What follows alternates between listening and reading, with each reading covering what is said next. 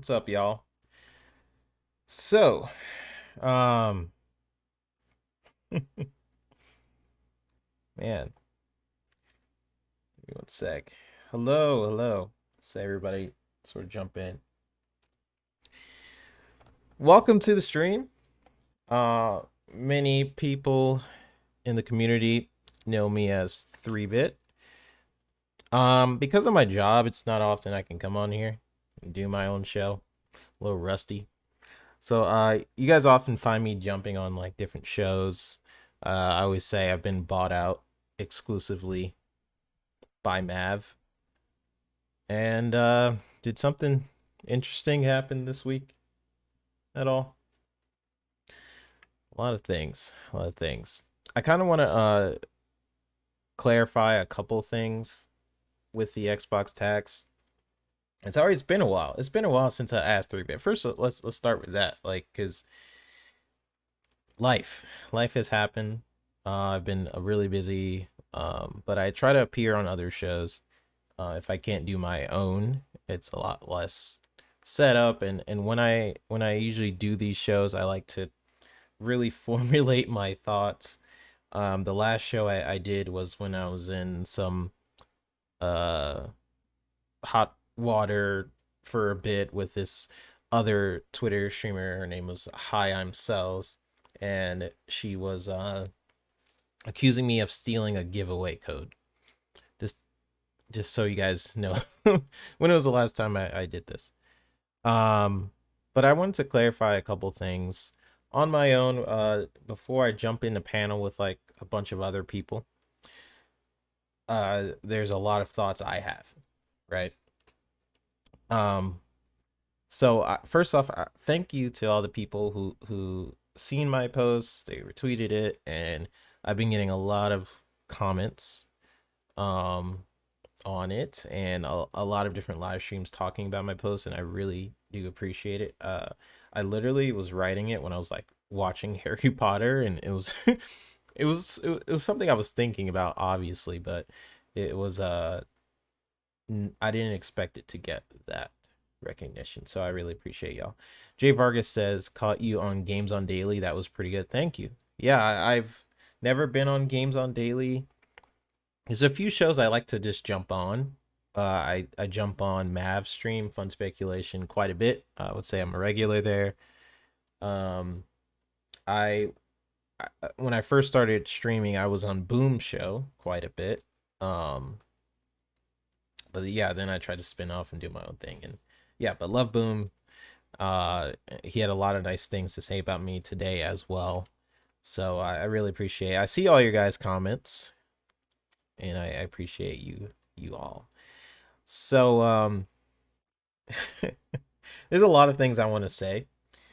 I actually wrote, when I wrote that post, I actually wrote a second post, which I never pressed the send button, because the reason why I didn't press that send button is mostly because I kind of said a majority of what I wanted to say about the Xbox tax, and then I just wanted to listen and listen what the community has said. I always like to open my horizons, open my brain to other people's perspectives. I don't really like locking my way to one form of thinking. Um, so I really just try to listen. So I had a secondary post that I was gonna do.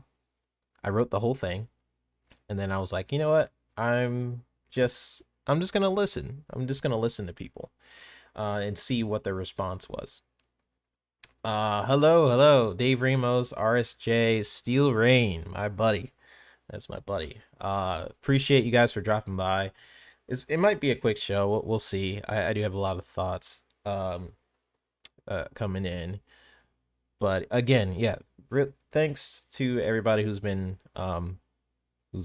talking about my post, and have had a lot of good to say about it. That does mean a lot. I didn't know I was gonna blow up. That was just something I been thinking about.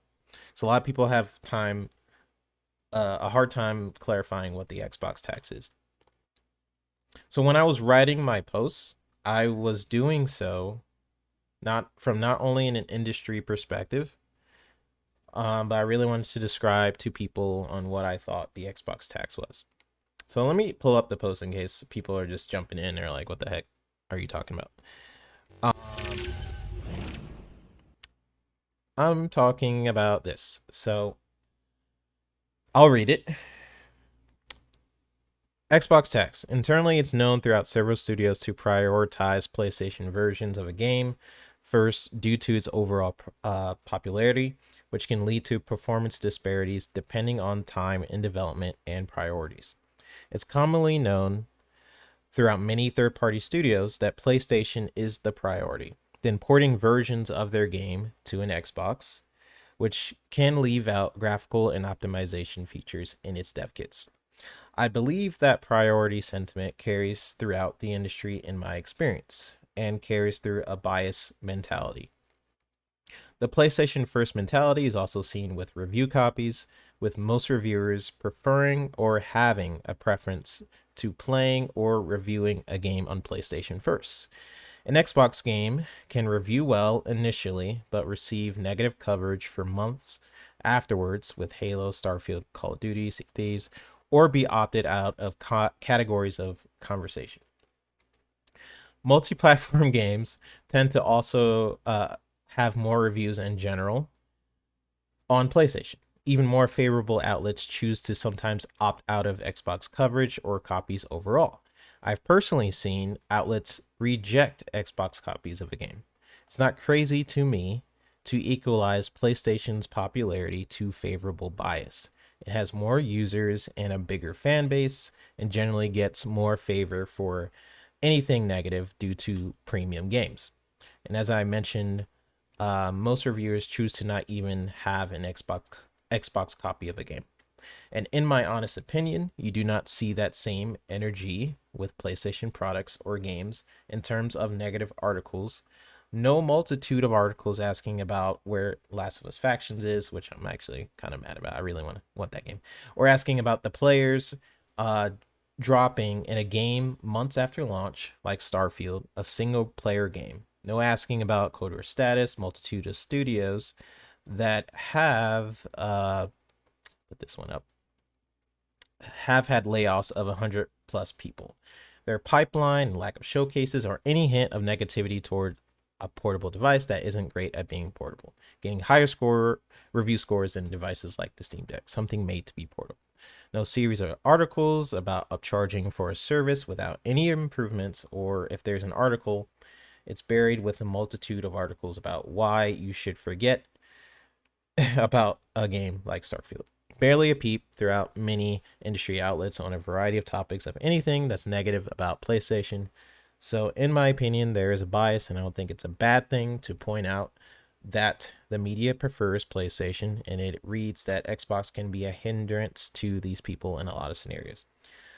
Ooh, so I didn't think anybody would read that. It was long, and I don't know. I was just sort of going off the cuff of what I was thinking. So I had no idea people would actually read it, but it's what I honestly think.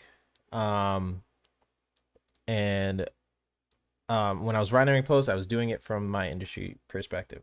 And when I appeared on Gaz's show, and I briefly got to mention it, but I had a couple people ask me to expand on what I thought.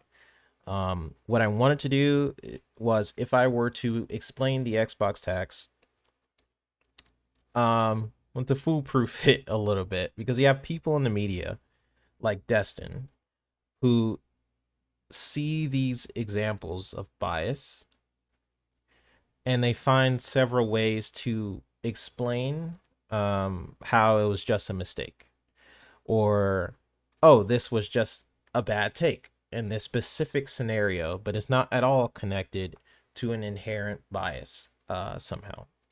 So you see these different people, like you have the evidence out there of attacks. We've seen the examples of, on one article where it stated Xbox allows you to pirate video games, and on another hand, you had the article for Sony from the same writer saying PlayStation supports MKV videos.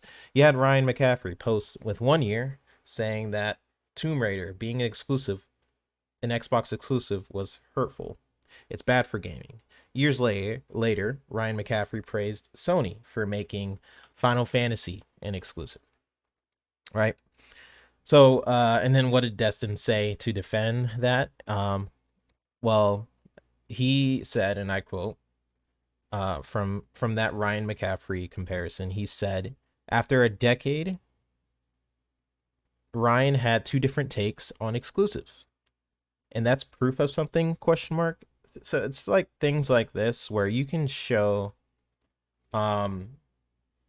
evidence to these different journalists or people in the media. You can show them a mountain. It doesn't really matter. And that's when I realized if I were to make a post, I'm not going to post any evidence. What I will do is take another perspective, and which you can clearly see. So if I were to go right now and look at 10 different popular multi-platform games and see the fact that there are 200 reviews on the PlayStation side, or just as an example, and then Xbox will have like 20 reviews, that is something you can clearly see, and it's something that it can kind of back up, right? That there's obviously, for most multi-platform games, there's more reviews on the PlayStation side than the Xbox side. So you take that, and that obviously will come with some inherent bias. The way outlets choose to receive their review codes, or even how third-party game studios treat the different platforms, leads to a standardization of the popular platform, which is Sony. Because Sony is so popular, and also thank you guys for popping in chat. But because Sony is popular, third-party studios opt to develop for them primarily, and then port to the Xbox. So that's all my post was about, and not something people can sort of poke at, that people can kind of discredit. Because if other game developers were to kind of, and I wish they would, but if other game developers would kind of speak out on this, on the importance of in a third-party setting, if I were to get a PlayStation copy and an Xbox copy, or if I were to develop a PlayStation version of a game or Xbox version, which one tends to get the priority, I bet you they would be backing me up on this. So, and it's also why I started seeing in my replies that no one was really rebuttaling that fact, but people were saying some other things, which I will get to, because there's one specific take that I do kind of want to battle on a little bit. So yes, PlayStation gets more access to review codes than Xbox. Developers tend to focus in on PlayStation versions of a game more than Xbox. What people started to try and rebuttal was the fact that I was either hurt, or I'm angry, or my opinion is more important than others. These are some of the comments I kind of received. Most of it was positive, and I really appreciate everybody who's was supportive and stuff like that. Most of it was supportive, but there's one thing I do kind of want to tackle, because there's one I believe people try to take my posts and try to justify that there is no bias, and that is the PlayStation 3's role in the Xbox tax. This might get a little spicy, but that's fine. So, shout out to the people. RSJ fan 05, you say, I do think it exists, and I also think it's a shame that it exists. Yeah, I mean, it's weird. I was looking back at some of my older videos and different videos we made on the Fun Speculation channel. We've constantly mentioned the Xbox tax, we just didn't have a name for it. Like when I was looking back and seeing what we were saying, we are like, oh, Xbox has to do better than PlayStation in a lot of these shows, or Xbox has a different length than Sony. We've said this for a while. There wasn't a word for it. And here's the thing. There are some takes I do agree with. I do agree that no matter what, Xbox will still have to work pretty hard. And I do think in a way, Xbox can use this as fuel to make awesome games, being in their position. I do think that can be a thing because the media is kind of against them. That's a scenario where you can get a lot of creativity, a lot of different games, or you're like, screw it, the media is going to hate us anyways. you know so why not try to make something out of it? Because if you're constantly just in a scenario where people are against you, that's usually when you start to get pretty creative.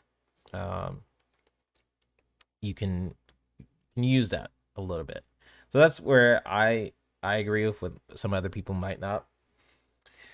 But all I wanted to do was just show people that it does exist. What they do afterwards is not up to me. It's really up to the media and how they choose to mitigate their preferences, which I don't know if that'll ever change because it's the same people that's been in the industry for like 10 plus years. So will it ever change? I don't think so. If you can never admit there's a problem too, like Destin, the way he was kind of going about it, and I'm not going to I don't know, I'm not going to attack Destin or not even going to really talk about his video, but if you can't admit certain things that are in front of you, like certain evidence that's right in front of you, and you keep justifying things as a mistake, you'll never be able to I don't know. It is what it is, I guess. You can't see all these different things. You're seeing this all as singular incidences. If you just judge everything by that, then I don't see how things can change if everyone's mindset is like that. If everyone's mindset is like, oh, that was just one time, IGN messing up the watermark, oh, that was one time. Oh, the IGN posting in a comment, I wish I could find that, but IGN posting in a comment section that like Xbox is bad and terrible, that was one time. You can, how many times is it one time? Like, how many times do you have to have a mountain of things coming from your organization where it becomes a problem? Like, how many more times does it have to happen is my question to Destin. Like, how many blatant things have to happen in front of your face where it becomes a bias? And I don't think he will ever get to that, or I don't think a lot of the media will get to that stage because they don't have to. They really don't have to. A lot of people love PlayStation. PlayStation is the larger fan base. It's the larger user base. And I'm not attacking people's preferences. I think people are mixing the two. I play PlayStation. I'm more favored towards Xbox. I'm not attacking people's preferences. I'm just stating what I see, and stating my evidence for such. So, I don't think I've seen a couple people talk about it of like, what will it take for the media to kind of change their mind? I don't know. I don't think they will or necessarily have to or want to, until you just keep calling it out. But even if you call it out, it brings engagement. So it's it's kind of a lose-lose. Like you mentioned the fact like, hey, I see you're being biased. By you doing that, you comment, they get engagement, and it's like a circular thing. Um, so they kind of want you to engage with Xbox. So it's kind of a lose-lose. Um, and it just sucks. It sucks to me. Like, just don't read IGN, whatever. But it sucks to me for the people, the actual journalists who do their job. That's who it kind of sucks. Like that's what it sucks to me. Like the journalists who actually go on different platforms and are doing their job and are doing their best and puts in hours of work into the review process, and that's who it sucks for. And I feel like that is becoming more rare. Like, if you are a reviewer and you're actually doing your job, and then you see something like IGN, like 4 out of 10 for like Call of Duty, and it's clearly not a 4, and you, out of all the different games, like where you tend to actually focus in on multiplayer experiences, this one year you decide that the campaign is more important. Just things like that. It makes me feel bad for the reviewers who are actually doing their job and actually um you know are putting in that work, because they will always be overshadowed by someone like IGN. Um and I can try and ignore them, but then, I can't escape it. I can't. Couple people jumping in on chat. Jay Vargas says the sad part is Destin had good intentions, but he's on the wrong side of the curtain to speak on it. It's like to be extreme racism slash sh. Oh yeah, in the workplace, and it's not being taken seriously. And fun speculation says gaming companies should just flat out stop giving early review access to the media. If I'm correct, I'm pretty sure that Bethesda started doing that with Doom. They were just like, nah, yeah, you guys are not getting early uh reviews anymore. And that made it so they can't, review outlets can't control the messaging before a game launches, because what would happen is people had this expectation for a game that has been shaped by the media. They were like, this is what this game is. And for a lot of games that's happened, you're like, this is what this game is. They try to put games in a box, and you're like, this is Doom, it belongs in this box. And you come out and the game is nothing like that box. You're just like, this is not the box you guys told me about. What happened to my other box? you know so what Bethesda started to do was like, you guys are not getting copies. You're going to get it when the game comes out, which can flip a narrative where people are like, well, is that bad because they're getting reviews late? Are they trying to hide the quality in a game? No, they're just kind of controlling this narrative of letting the people decide. Like, another example of that is Hi-Fi Rush. The media didn't have time to freaking say much about that game. It was just bam, it's out. Go play it. Which did help it, you know.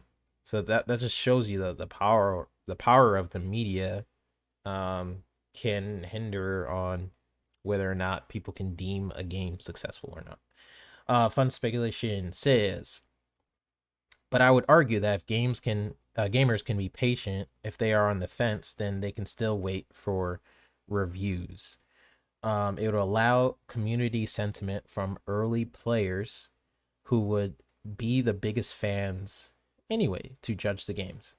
If every company did it, then it would be seen as the norm, and the hiding mentality would disappear. Yeah, I. Here's the thing: if you want to know my take on Destin, because I'm not gonna completely just go into it. I'll briefly mention some things. Just watch Mav's video. Like, his points are my points. If you want to know exactly how I feel about the Destin situation, just go ahead and watch Mav's video and pretend my face is Mav's. And there we go. Cypher said, I could be wrong, but I feel that Xbox is already moving beyond the understood bias in what they're doing now, what they have been doing leading up to this point, but will still dip their toe in the water every now and then to test the bias water. Yeah, that's what I'm saying. So like, if I was Microsoft, like they know that there's a bias against them, right? So that can, in my eyes, can lead to them being even more creative. Like you, like screw it, you're gonna have people against me. Let's just try things. Like that would be my mentality. I don't know if that's theirs, but they have more money than me, you know. So, that would lead me to just like screw it. I'll do what I want. And the opposite is kind of for PlayStation because they're expected to make certain types of games, and if they don't make those certain types of games, then the media is like, what the heck, what is this?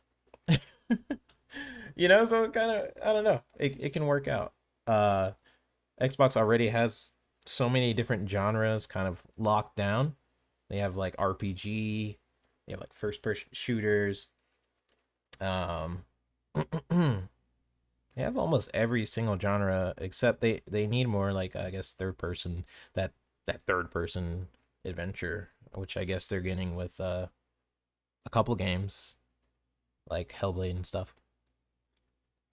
All right, so first off, thank you guys for dropping in. I know you could be anywhere and you guys chose to be here. Um I have a post I kind of want to address because people will try to justify the fact that there is no bias um with this post. So let me bring it up because he specifically was like replying to my post, and he was retweeting this on other posts. This was right underneath the post, my Xbox tax post, right? Good old Puerto Rock 77. This is right underneath my post, and yes, I've seen it. And I was going to press a reply button to it, but I thought I would just address it here, right? So he's saying here, I'm just gonna go ahead and read it. So I said my post about the Xbox tax. I said how the industry gives PlayStation less copies, or the Xbox less copies. People usually have a preference for choosing a PlayStation copy of a game.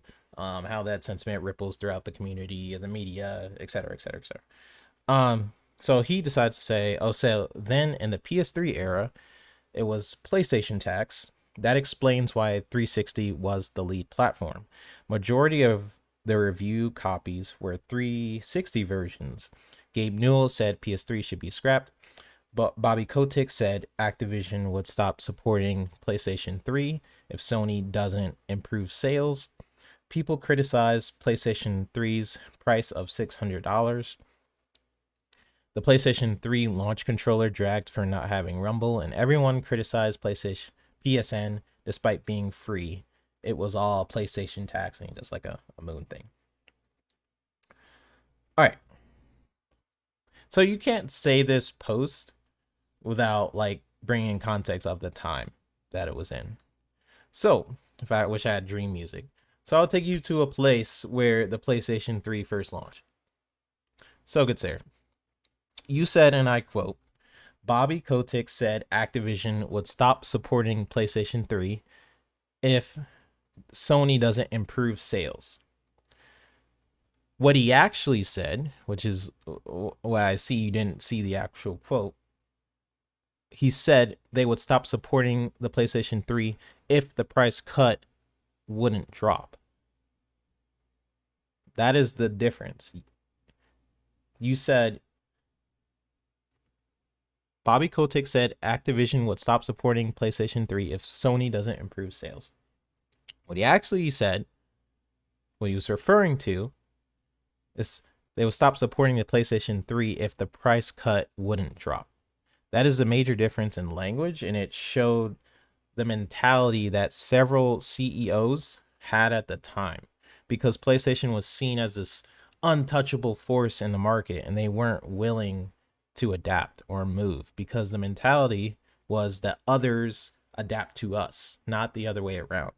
Timeline and language is like key to conversation and primarily what the tax is about. And let's also add the fact that you had the Ubisoft CEO and the CEO, two kind of greedy companies, criticize PlayStation's pricing structure, even EA out of all people, right? So PlayStation at that time refused to drop the price consistently. In fact, they doubled down on different occasions. At that time, it was heavily reported with several news outlets question whether or not the price would actually drop for the PlayStation 3. This was also in a time when everyone wanted one. The pressure was on them, and they tried to justify it with their market position and media dominance. Now, that's the first part. And I mention this because it shows you this is like a preset for PlayStation's mindset at that time.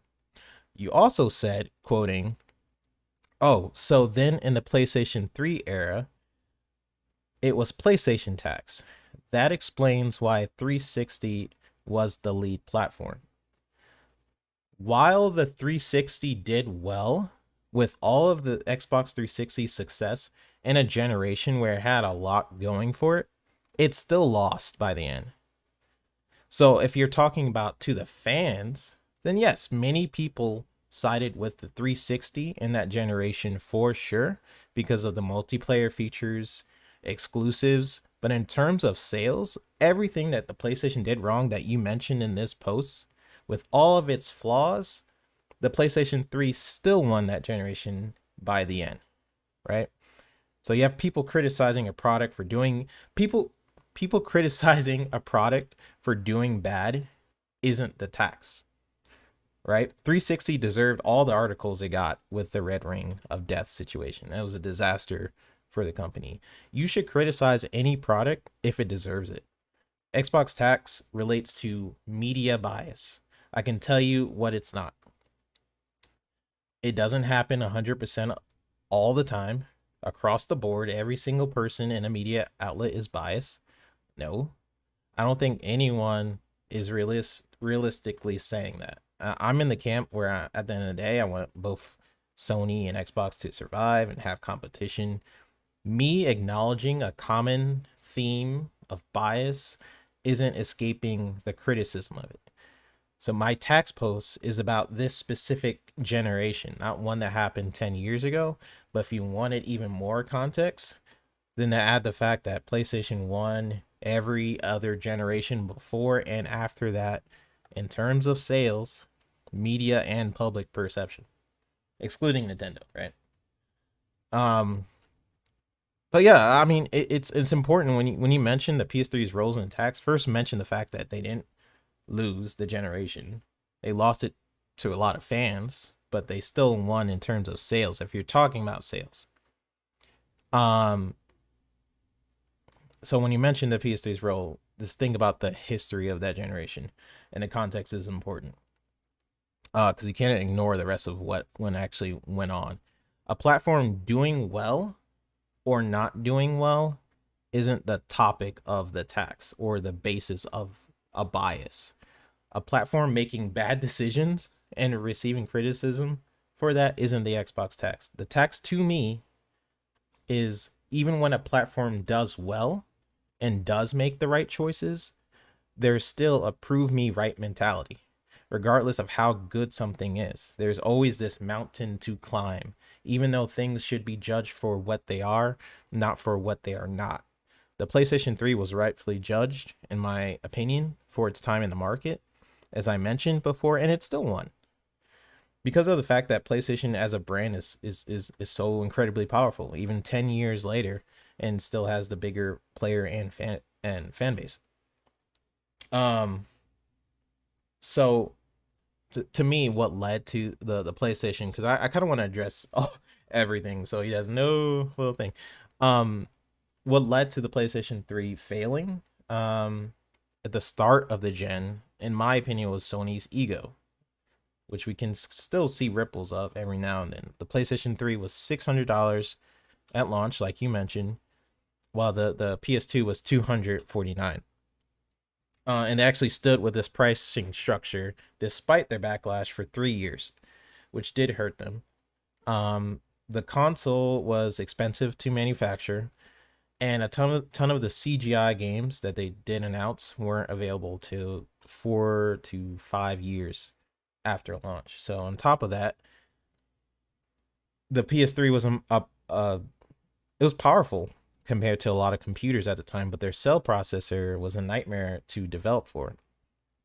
That the fact that even PlayStation's own developers opted to either not develop for it or development times were like stretched to years of working on it. And then you saw everything with that, and then you topple on the fact that the PSN infrastructure was not ready for multiplayer. The PlayStation 3 didn't even have party chat at the time, where online matchmaking started to become popular. Around this time, Xbox improved matchmaking online features on Xbox Live, which is inspired by Halo 2's matchmaking.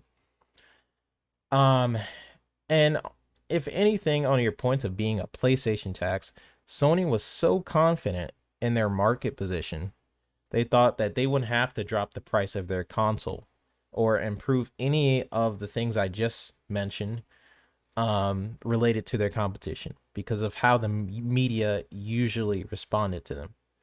So Sony thought that people would just opt to buy it regardless.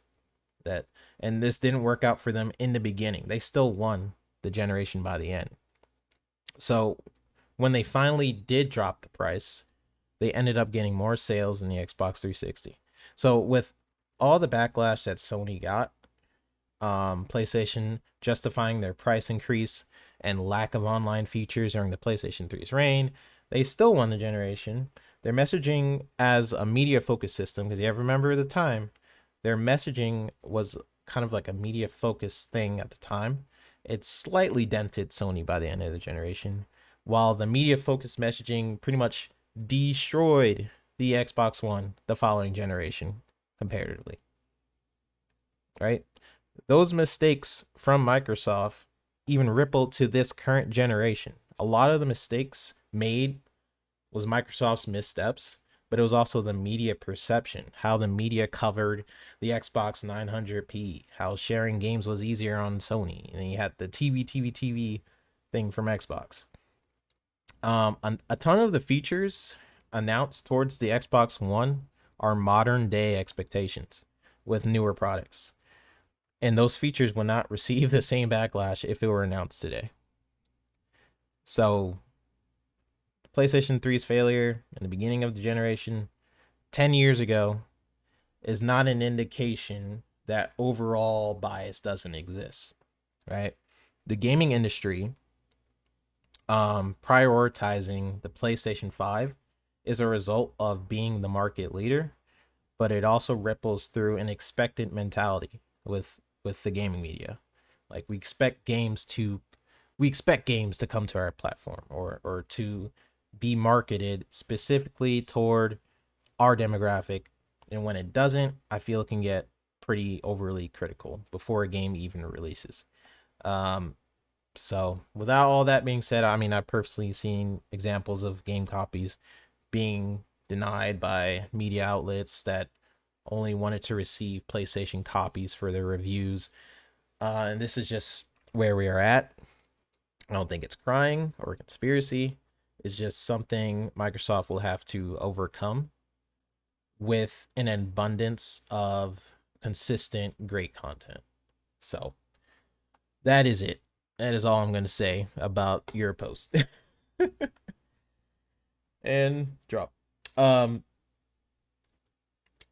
Master Justin, let's catch up on some of this chat. Says, my issues with Destin was he just dismissed everything people said. Yeah, that was my issue with it as well. He would see a post that people was like, okay, here's evidence, and then he would look at him and just find some way to throw it aside or describe it as an insulated incident. Like this is only happening with this specific person in this specific time, in this specific way. It has nothing to do with another post. It has nothing to do with this post or this guy. They're all insulated. It has nothing to do with each other. It's not related. Xbox tax doesn't exist. That's kind of what his mindset was for any evidence people brought to him. But here's the thing: I already knew that people in the media would react that way. That's why I didn't approach my post with evidence of things in the media, because people in the media are not going to receive that. They need I don't know, they need a little bit more. Cypher Type 1 says, I think if Xbox was really trying to win everyone over, Pentiment Grounded, Bleeding Edge would not exist. Also, the Xbox One was going to destroy the used games market, even though it was already on the path to self-implosion with the advent and rise of digital sales. Here's the thing. They have a different mentality. Xbox is letting the developers kind of do what they want to do, whatever they want to create. They're trying. We talked about this on different shows because of what happened with Lionhead Studios, where Microsoft had such a tight grip on that studio, and they were like, "This is specifically how you should make our games." Sorry. This is specifically how you should make our games. You are going to make Connect content only. I know you made Fable and all this different stuff. That's done. You are only going to make Connect games, right? So that's pretty much what happened with Lionhead Studios. That studio shut down with a quickness. So if you guys watch the Xbox documentary, it kind of talks about that and how their mindset changed after that studio failed. So how they are approaching studios now is we are going to let the studios be who they are, and we're going to let them what they do best. We bought them for a reason.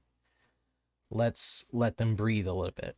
Now, I agree with that mentality, but I think you can do a little bit of both, because if you are too loose, you get a situation like Redfall, right?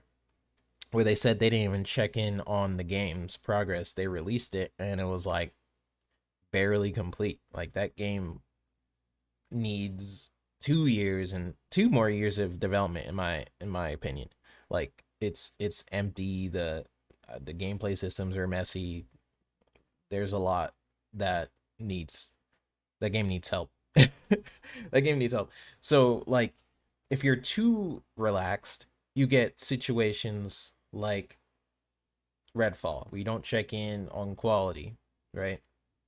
This will be the job of not Phil, but whoever is doing the Xbox Game Studio stuff. They will really have to have a balance of being relaxed, where you can have the studios do what they do best, but also pressure is good. Having pressure on the studio where you're like, listen, you need to get this done, is good, because things actually get done. If you have like infinite timeline, you end up with a situation kind of like Star Citizen, which to be honest is looking kind of good lately. But you end up with a situation like Star Citizen, where you just develop games forever, and then you go into feature creep and you keep adding features, you keep adding, then you have to fix the bug, but then you add another feature and you have to fix that bug, and you add another feature. That is not good either. There has to be a point where you're just like, okay, you're finished with this, move on. There has to be someone like that. Otherwise, your games will never be complete. But to your point, you said, I think if Xbox was really trying to win everyone over, Pentiment, Grounded, Bleeding Edge would not exist. I don't know. It first off, like Pentiment, was this a different game? Would you rather like PlayStation, where you get the same type of game that is going to review well, and you just get the same sort of genre over and over? I mean, those games are great. I love Last of Us. Last of Us 1 and 2 are great. But like, would you rather them kind of put their hand on a product and they're like, you are going to make this game? I mean, it's fine if you do. I don't know. I kind of like what I like about Xbox, what attracts me to Xbox is the variety of different genres and different games. Like Grounded is a successful live service game. Like it gets better every year. They keep adding to it. Sony doesn't have that. They don't have a game that they believe in enough to keep supporting it online for years and years, you know? Bleeding Edge though, I mean, I thought it was okay, you know, if we're talking about it wasn't like that's the difference with like this mentality. You can have games that really hit, or it could be a disaster. Drake Williams. Yo, hey man. Thanks for dropping by. It's Timmy. Thanks for dropping by, man. Jay Vargas, everybody who's been in here. I appreciate you guys. You guys are awesome. It's been a while since I've been able to talk to you guys one on one and just kind of just go off. Cypher Type says, I say that because those games will not move the needle in the current environment. Back in the PlayStation 1, Xbox, PlayStation 2, Xbox 360, these games would be expected and welcomed universally. I mean, yeah, I agree. That Pentiment is probably not going to move the needle or whatever, but I don't know. I think as an overall package, it can kind of help just having different types of games that people are interested in. It helps out services like Game Pass, where if you don't want to buy it, you could just try it out in Game Pass. It helps in that case because if you just try to just have AAA, AAA, AAA, I mean, I love AAA games, but sometimes I just want to just go and grounded and kill some bugs, you know. But I get what you're saying. I don't disagree that grounded or Pentiment or Bleeding Edge doesn't necessarily like move this needle for something like Game of the Year. But if you're being judged on a different scale, I mean, I feel like that can make it so you can experiment a little bit more. I don't know. That is a good point though. Drake Williams says Bleeding Edge was a fun game, solid combat mechanics. They gave up on it too soon. As long as the passion is there from the developers, and Microsoft should support it. Yeah, that's the thing. I mean, Microsoft has an interesting challenge.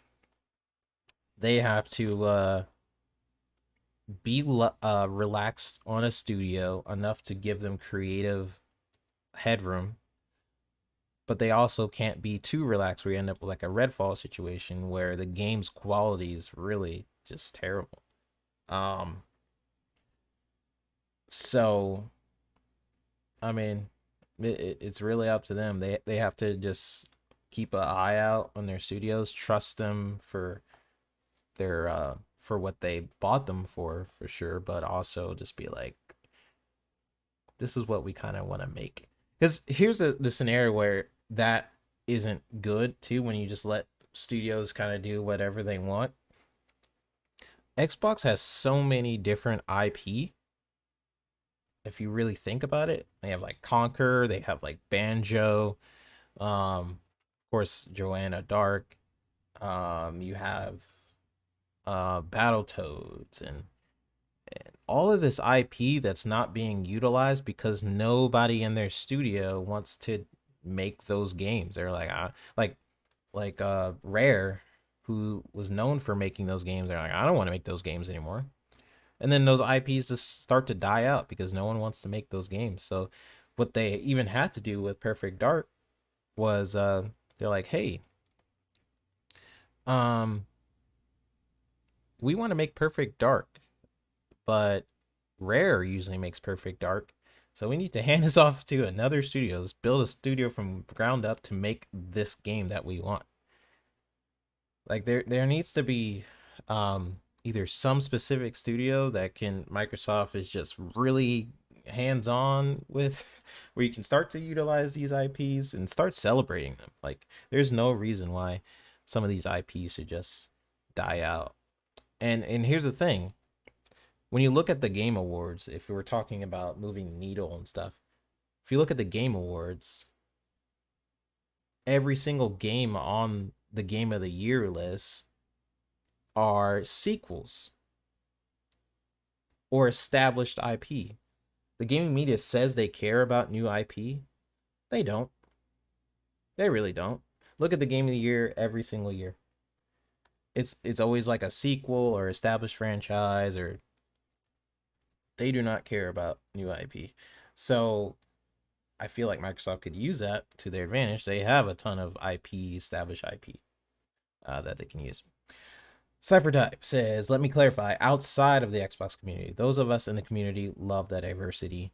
With Redfall, I honestly felt that they trusted that Arcane knew what they were doing based on games. Yeah, the thing with Redfall was it was the first time I think Arcane was working in Unreal. I forgot which engine they used for like, excuse me, for like Dishonored, stuff like that. But as far as I know, that was their first time working in Unreal, if I'm not mistaken. And that led to, if you were jumping in a whole new engine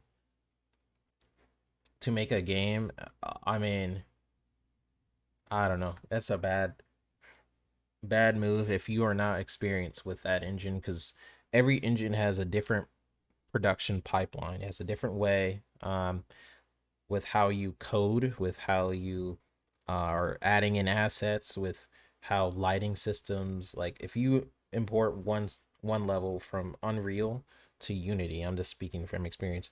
If you import one level from like Unity to Unreal, you try to mimic the lighting, you might get like crazy shadows on one engine and not on the other. Then you have to solve it in that engine. It's just like stuff like that that happens when you change engines. It's kind of why I'm kind of scared for CD Project Red.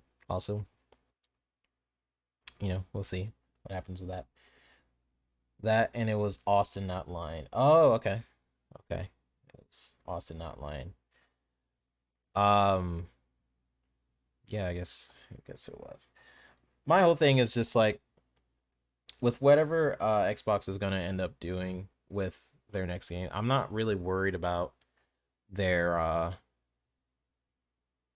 games that move the needle per se, because regardless, they're like, again, the Xbox tax.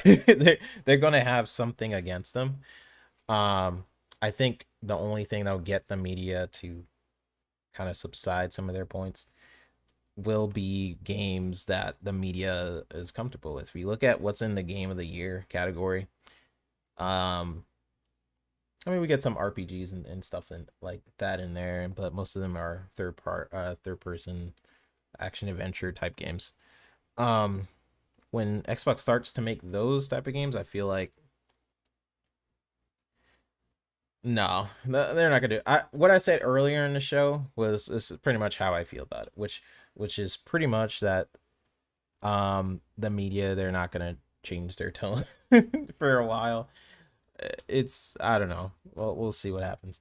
Tavish Hill says, I don't think Xbox can do anything with game quality or cadence or consistency or new IP versus franchise to change press perception. Yeah, that's exactly what I'm saying. Those press perceptions aren't due to what Xbox releases.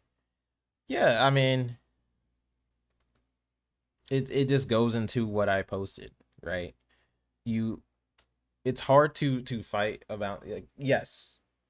Another example people use is Xbox review some games well. Like you got Forza Horizon got a 10, or you get Halo reviewing pretty well. But what you get afterwards is what I mentioned in my post, and maybe I should have hinged on that a little bit more, because people started to run with that. They're like, oh, because Halo scored a 9 or 8, that means the Xbox tax doesn't exist, and you are I don't know, you're stupid, you're a tinfoil hat.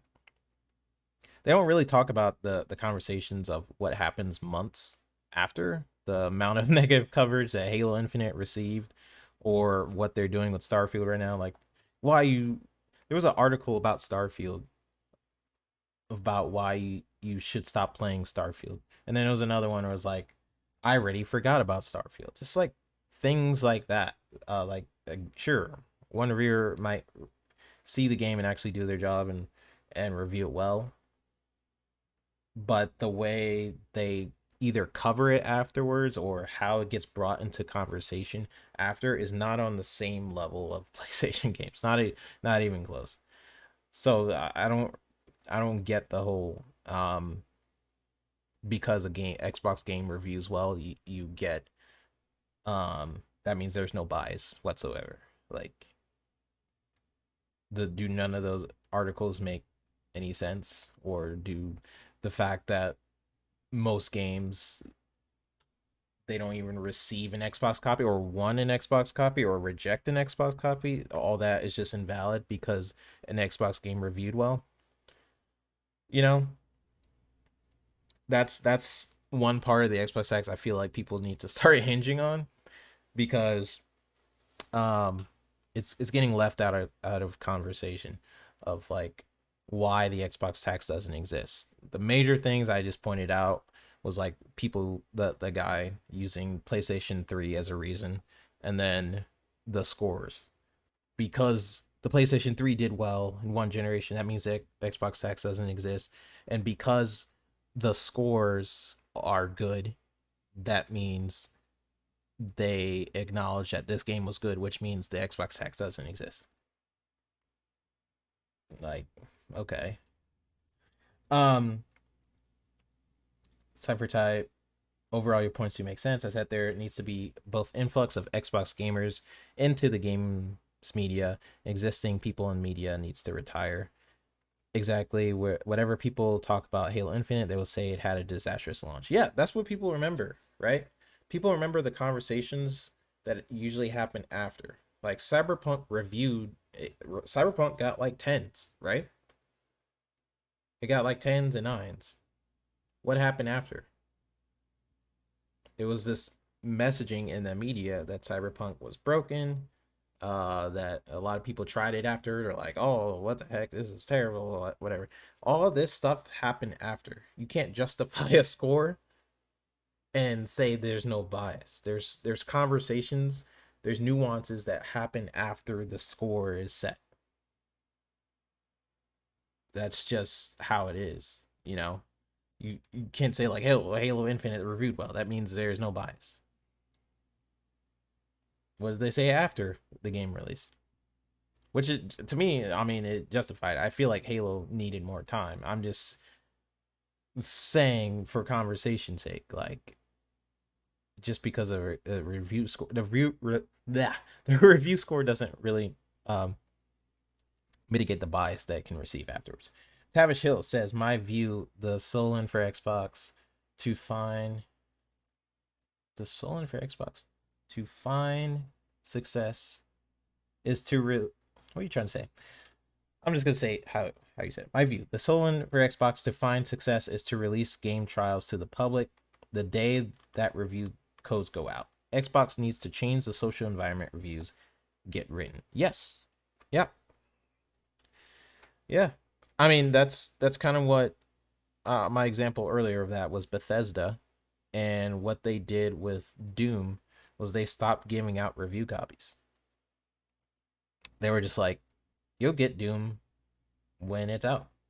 or I believe they started doing that, and what that did to the media, it kind of broke their brains. They were like, what does that mean? The game's quality is less? It made people start to worry about the game. But what it also did was just kind of control the messaging.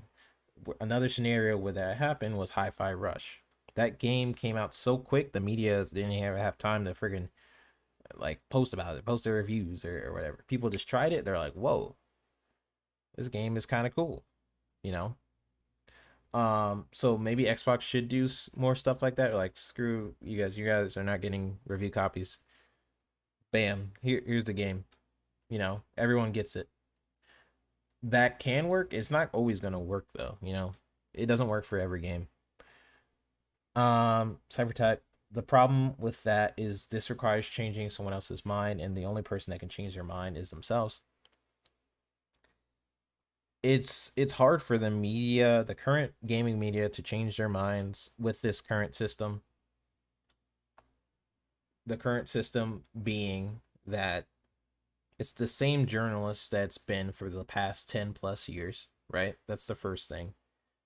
The second thing is the fact that a lot of review copies for games, if you go on Metacritic, there, if you look at a multi-platform game, look at 10 multi-platform games, see how many people review the PlayStation version, see how many people review the Xbox version.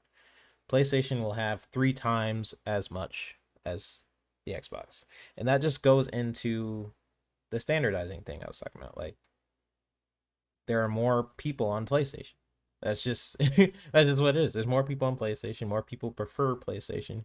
If you go up to some random guy and at a party, and then you ask them what system you play, they're like, "Oh yeah, PlayStation." And then I'll say like Xbox. They'd be like, "Oh what? Ugh. You play an Xbox?" That mentality is rippled throughout the ecosystem. A lot of people think that way, and that's just because it's the more popular platform. That sentiment where you're like, I have to play an Xbox rather than wanting to play an Xbox, is what will change review scales. If you change your mindset to like, oh, I actually want to play on the Xbox version, as opposed to what it is now, where it's like, oh, I have to play the Xbox version because I have to review it on the Xbox. Like, that's what it is right now. A lot of people who are reviewing on Xbox are like, wow. Another example of that is MLB The Show. If you look at the Metacritic, not the actual score, the actual score on, I believe, on IGN is fine.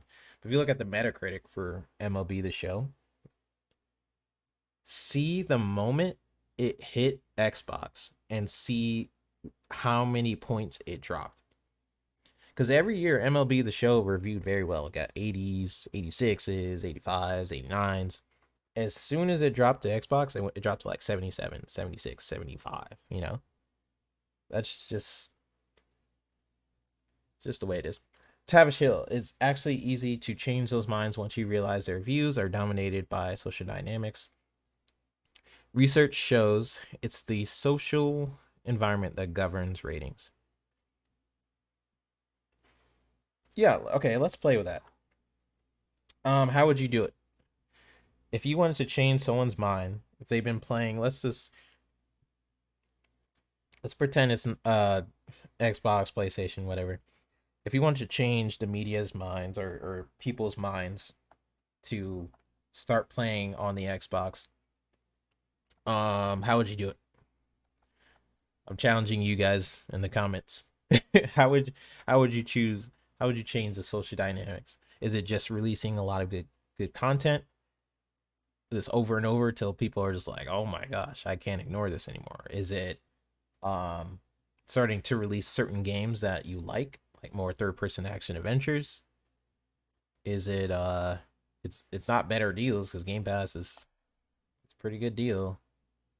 I'm just curious what you guys think. Drake Williams says Xbox used to be the cool console during the 360 era. They need to get back to that. I think it'll get there now that Call of Duty is first party.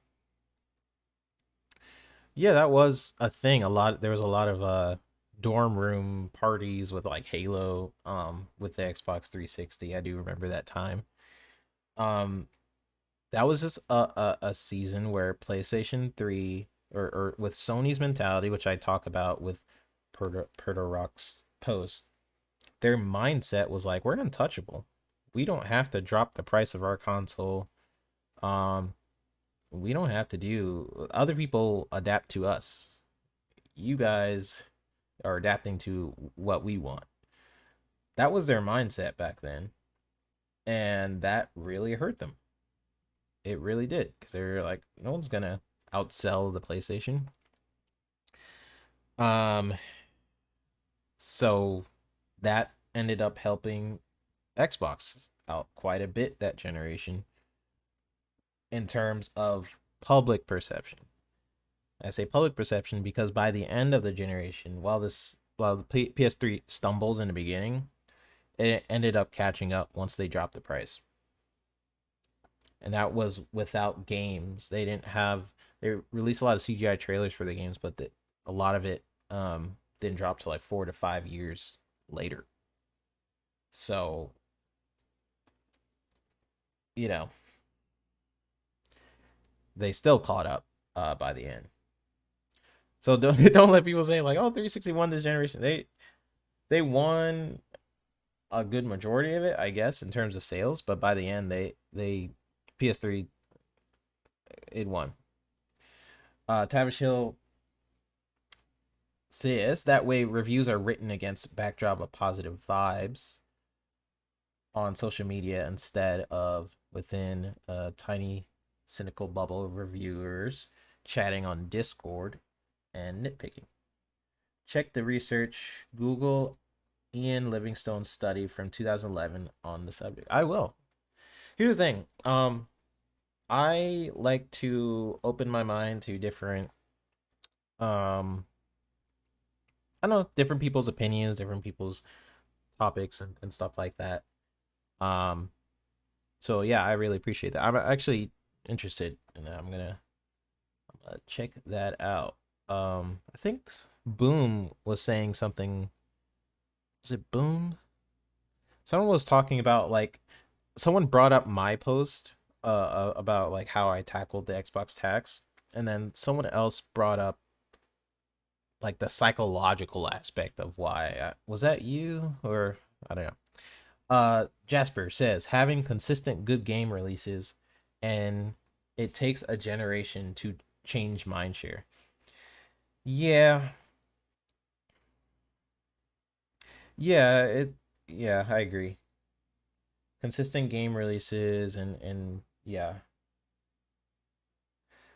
I agree. I'm just wondering, Jasper, if the mindset for PlayStation is so strong or the branding for PlayStation is so strong and how the media is attached to PlayStation by the friggin' hip, if that mentality is so strong, whether it matters how many games Xbox releases, where they still have some negative thing about it.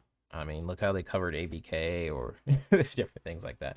I just that remains to be seen.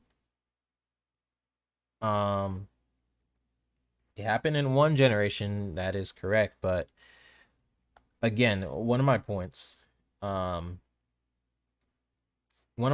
was with all the backlash that Sony got for not dropping their price or not having Rumble or their PSN not even having party chat, they didn't have a lot of matchmaking online features.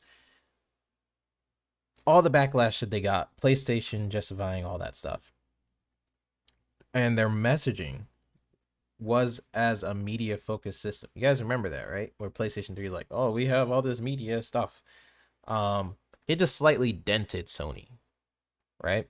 By the end of the generation. It just slightly dented them because they still ended up having more sales.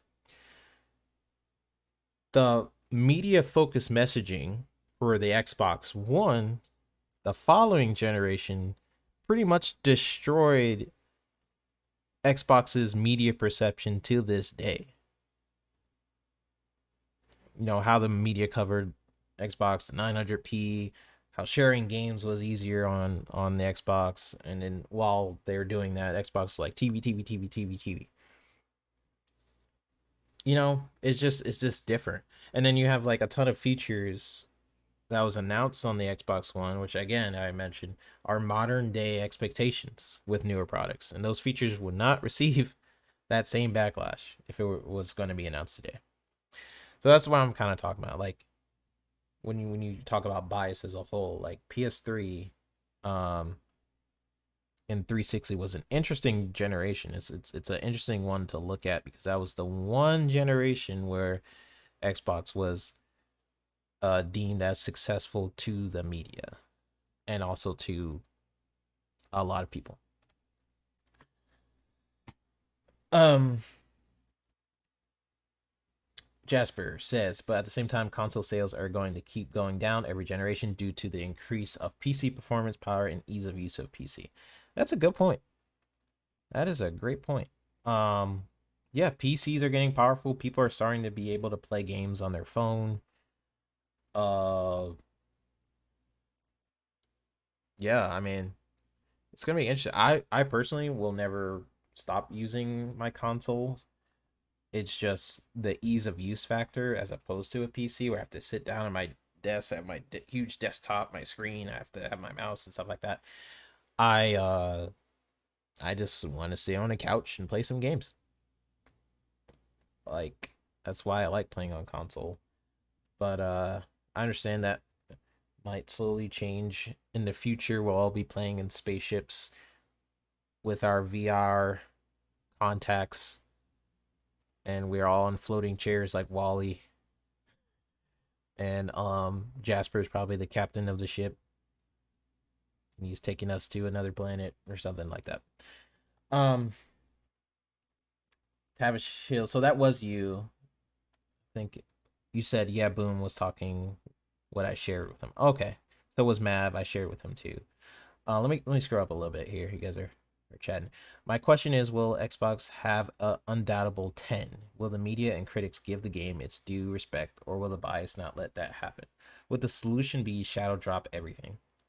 That's what I was thinking. Like, if you don't want the media to control a game's message, because that's the problem with a lot of games in the media, is they try to give you this vision, put a box for what this game is. When you release a game and you let people kind of decide, the media doesn't know what to do with that. They're just like, oh shoot, what kind of game is this? I guess I gotta play it. What are other people saying about this game? That's exactly what happened with Hi-Fi Rush. It's kind of what happened with Doom. A lot of people tried to put Doom in this box, like what the heck? They released Doom. It was either Eternal, I can't remember which one it was, but they were like, you guys are not getting early review copies anymore. And a lot of the media didn't like that. They're like, screw you. This is a quality thing. Like you are only doing this because your game is buggy or something like that. But hey, they might say that, but um, it is what it is. I feel like you can't shadow drop every game. If I was Xbox, I would try to shadow drop a lot of games. Just let the people decide what kind of game it is. Because we seen how they months before Starfield. Like I also encourage people before Starfield even came out, look at some of the reaction videos from like fans. They already had their mind up for what this game was. That's the thing when you have different videos. There was a lot of reaction videos to Starfield where they're like, "Oh, this game it's lame."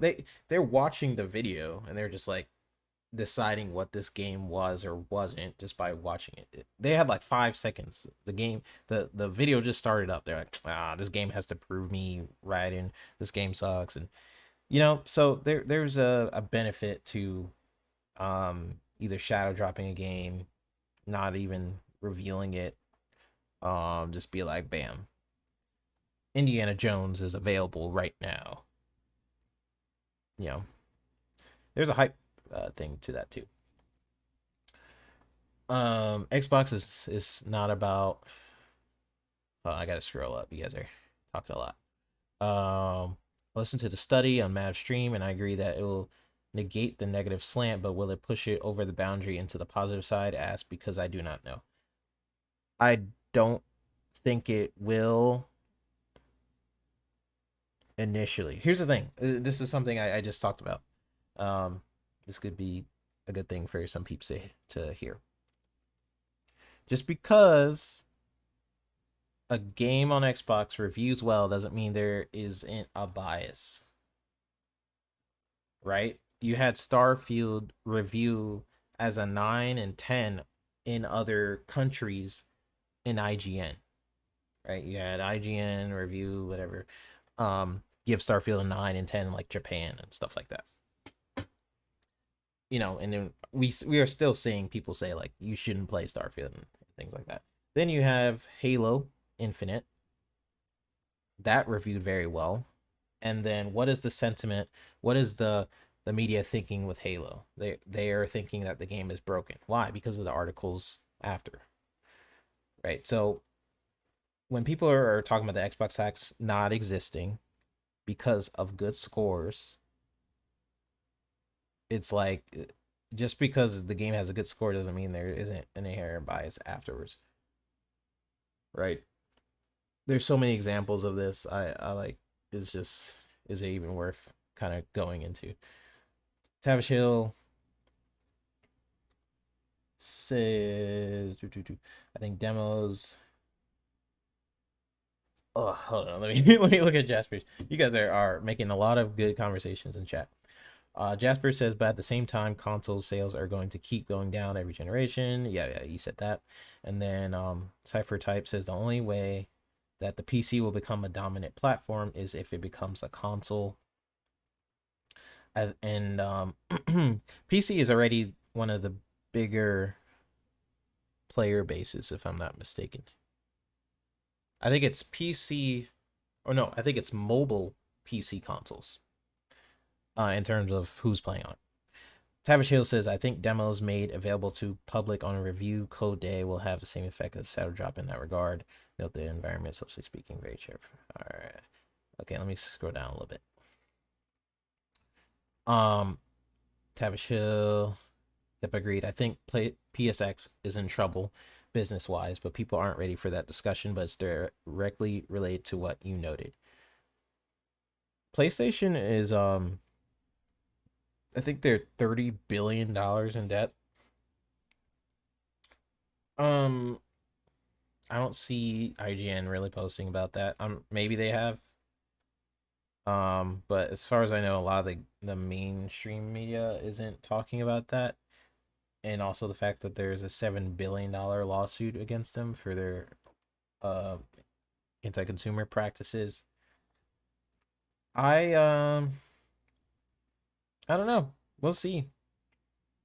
We'll see what happens. I don't I think they are I think they can't compete on the same level that Xbox is. They can't buy Take Two, right? A lot of people are like, oh, they'll just buy something like Take Two. They don't have the same money as Microsoft. So, and I believe they are behind on other aspects, like the way their mindset towards console sales as opposed to subscriptions is an older mindset, which could be someone mentioned this to me. It could be the fact that they're a Japanese company. Maybe that has something to do with that specific mindset. I don't know. But a couple people did come to me like, oh, maybe it's because they're a Japanese company and they are more attached to physical hardware. Um, but the fact that they are so attached to console sales as opposed to subscription, I said in one like an older video, we'll see which model ends up being more successful. And it's still, I know it's years later, but we'll still see what happens. Whether it's focusing on subscriptions and improving the subscription models, whether in Game Pass, adding all these different games, having deals and stuff like that, whether that's successful or you're focusing so much on the actual console, because Xbox is like, screw the console, just get the game on PC. As long as you're within our ecosystem, we're making money on a recurring basis. Once you buy a console, you buy the console. Like, that's their money, that's their revenue, but it's not recurring, right? What I would want to focus on is a recurring revenue that you can expect every single month or every single week. But that's just me. I'm not a business man, but I do lean towards the Xbox side of things because it makes it's kind of riskier too. I mean, both have their pros and cons, right? when you focus in on physical sales, I mean, you would have to make sure that your physical that you're making a profit. Xbox doesn't make a profit on a lot of their Series X's, as far as I know. They're making a loss, but what they gain from that is you're in their ecosystem. So it's just another way into their ecosystem. PlayStation, I believe they started getting cheaper parts within their PlayStation, so it's a little bit better. Tavish Hill. Also consider Halo's press coverage right before the multiplayer beta versus how it changed post multiplayer beta and leading into release. The social environment change.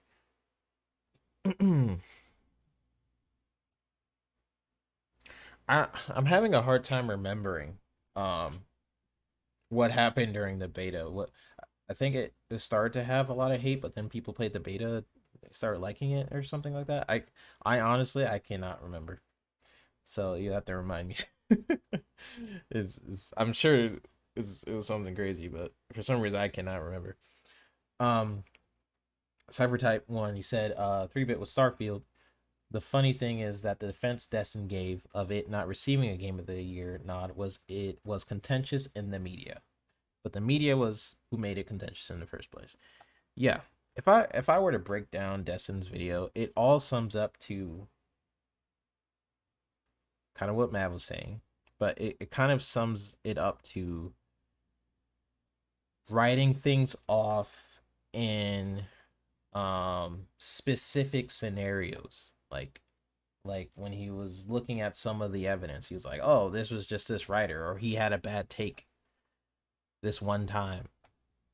It had nothing to do with the overall generality. This was just this specific person's mess up. IGN forgetting Xbox. This was just an insulated incident.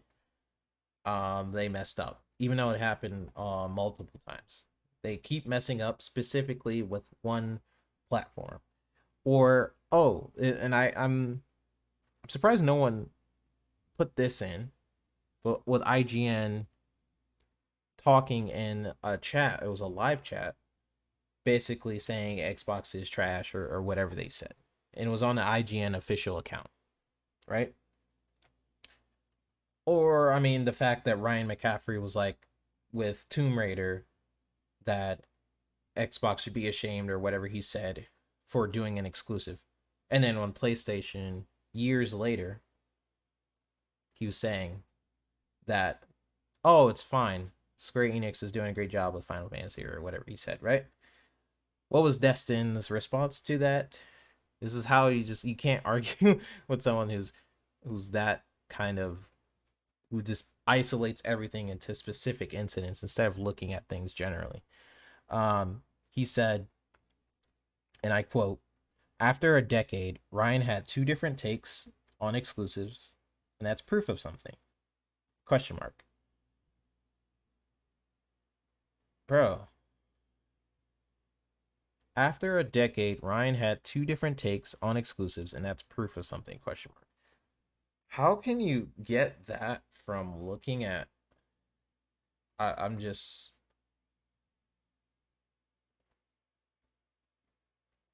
like I really do try to see things from like a balanced point of view and like I'm not perfect. I'm no one's perfect, but like goodness gracious, bro. How can you get that point of view from looking at his bias? I just have this is why like um you can't he can't have a balanced point of view working in the media, like working for basically the perpetrator, which is IGN. Like I don't know, it's weird because these are people too. This is where I probably differ from a lot of people. Like people are complicated, right? You can change your mind on things. You may wake up, you feel one way, then the next day you feel another way. You learn, you progress. We're humans. This is humanity, right? So we can constantly change our mind or our views on things. I feel like he's not even trying to see what people are saying, especially when he wrote this. Because, like, how do you get an example? Let's just use another person. If I say, um I don't know. If I say like Halo is Halo being an exclusive is hurtful on Xbox. And then years later I say, "Oh, um Last of Us is an exclusive. It's great. It's perfect. Like this is their ecosystem. It makes sense that it's exclusive." If I say those two things, it doesn't matter what the time frame was like of those two things. You are being hypocritical. Like you're saying one thing where you're like, "Oh, that's bad," and one thing where it's good. It doesn't matter what the time frame was between those two posts. You still said it. That's where I'm just like, I can't see his viewpoint of why he thinks that's okay. And I really do try to I promise you, I really do try to see from other people's point of views and be empathetic. And but sometimes when things are just crazy, I just have to be like, yeah, it's a little crazy. I don't know. I can't justify it. I'm trying. I'm trying my best. I can't. Um yeah, I find it funny that he never talked about the IGN YouTube chat thing. The thing about that, Jasper, is I didn't see a lot of people post that. It's just something I just randomly remembered. I do, but that was, yeah, that was another thing. Like an IGN employee said like Xbox was trash. If anyone can find that, can you guys DM me that? Because I just think it's interesting. Um, Cipher Type says the problem with that is he never owned up to the original viewpoint, nor did he apologize for having it, and while having this contradictory one with Final Fantasy 16. Yeah. Destin was being dismissive towards every argument that was being presented to him. Just shows that he was being disingenuous. Yeah, I mean, what other like with me with that scenario? What else can it be? Like I understand. Um, I don't know. For example, with this post, right? Let me bring this up. With Perto Rock's posts, um, I could see how people can have a perception that the Xbox tax doesn't exist because you're like, oh, what about the PlayStation 3? That did really well. But when you actually look into it, you're like, oh, well, actually, what happened was the PlayStation 3 mentality at the time that they couldn't be touched. They didn't want to downgrade their pricing. They didn't really want to improve PSN, or the PSN wasn't ready for online in a time where online was a big thing where people wanted to play Call of Duty and stuff with their friends. They didn't have any architecture to actually support that. And despite all that, they still got more sales. If I were to say that, then like, oh, okay, I guess I kind of understand or whatever, right? But when you get like presented with like two scenarios, like boom, I don't know. It's just it comes off as disingenuous because if you're not trying to open your mind or understand and you already have a viewpoint and that is your viewpoint, then I don't know.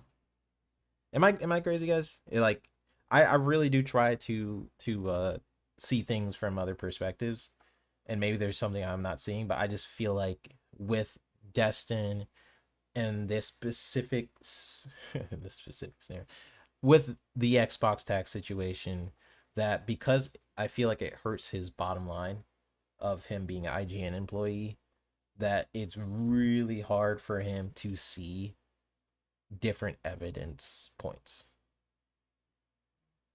And people are even saying that he glossed over my posts, which I don't know, but um it's just kind of crazy. Oh, Jasper said he saw it a few times under his thread that he started. Oh, okay. Yeah, it seems like he picked and choose some of the things people are talking about, but even then, he didn't have a lot of good rebuttal. He just kept saying that, oh, this incident, it happened years in between. Like, what does that have to? What does that point of you saying it was years apart have to do with what is being said? If I say, um, I don't know, I hate chocolate 5 years ago and posted on Twitter, and then I talk about how I love chocolate. You don't think that those two things are different? I can't think of freaking scenarios now. It's freaking funny. Um do. Jay Vargas says, "Do you think Destin was authentic with his live feed to understand, or was there something else underlying? I felt like it wasn't genuine." Yeah, I can answer that. I don't think he was being very genuine. I think um, I think it's hard for him to be, because he has to criticize the media, and he is the media, and a lot of the people that he has to criticize are people above him, like Ryan McCaffrey. I'm pretty sure isn't that his boss or one of his bosses. So like, I don't know. If I was in a position of having to say something, I've been actually, yes, I've been in a situation where I've had to sort of speak my mind, speak my truth, where I'm like, this may not be good for me. Like, I probably will get fired for saying something, but if it's like genuinely how I believe, I don't want any company I work for or to dictate how I present my genuine thoughts. If you work for somebody that will dictate what you specifically should think, you shouldn't work for them. That's just my view. Especially when your responsibility in the media is to tell a basis of fact and truth, if possible. I feel like most of the media does not, but it's another conversation. Um,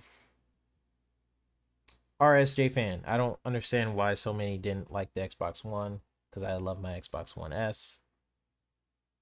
I like the Xbox One. There's a lot of games I liked at the time. I loved Sunset Overdrive. Dead Rising 3 was great. What else came out around that time? I think that was Halo 5 Guardians time. That game, here's the thing. Halo 5 Guardians. Halo 5 is a great game. If you take out Halo in the name, people would love that game. It's the expectation that it's in within the Halo franchise that people had trouble with change. They had trouble with like, oh, you can sprint now, you can boost, you can, this is not Halo. Halo's meant to be this experience, you know? But as a game, like the worst Halo is still a great game, you know?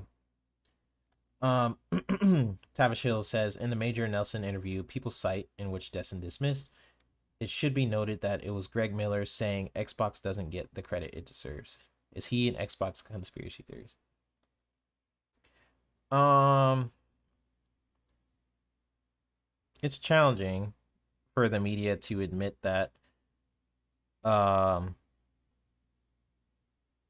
yeah, man, it's kind of the stuff I've been talking about.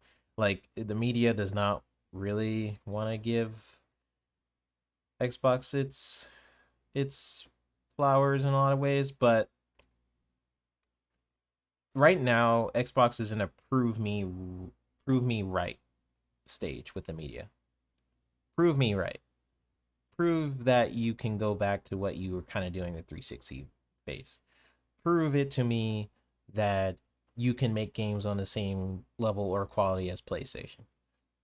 So even if the game is good or it can stand on its own, it's not necessarily like a PlayStation game, but it still is like a great game.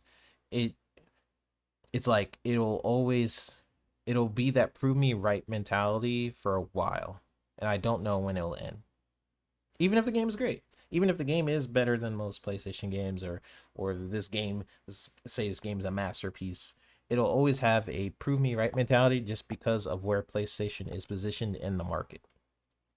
PlayStation is king in the market in terms of player base, and also, as I've said before, reviews.